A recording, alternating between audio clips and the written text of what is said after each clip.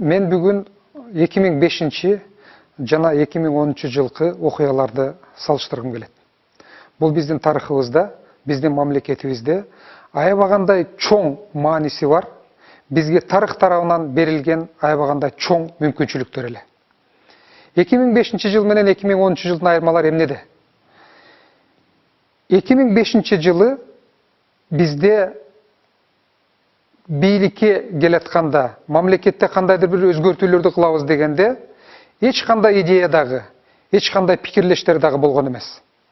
Акаевди кетиребиз, андан кийин бардыгын чечебиз деген гана идея.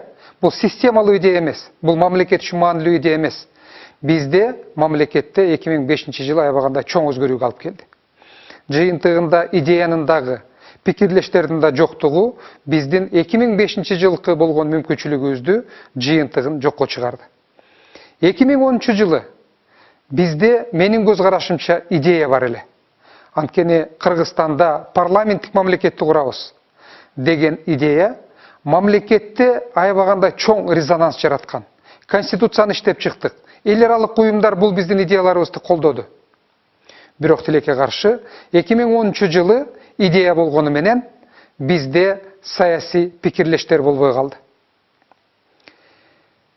Сот реформасын жасайбыз деген ал убактагы команда сот реформасын жасай алган жок.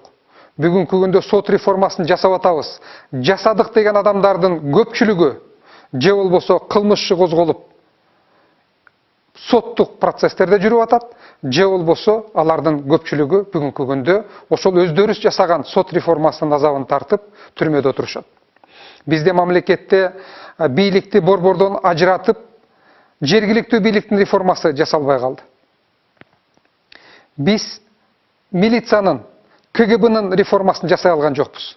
Милиция менен КГБ мурда кандай бийликтин колундагы саясий инструмент болсо, ошол бойдон калып калды.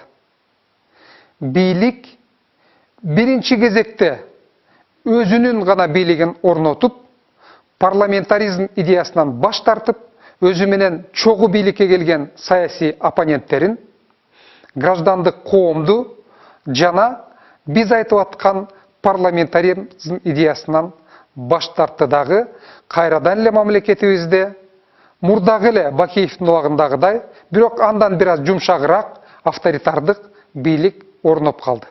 Мына ушундай каталыктарды биз 2010 жылдан кийин келген саясатчылар коом, граждандык коом болушуна шарт түзүп койдук.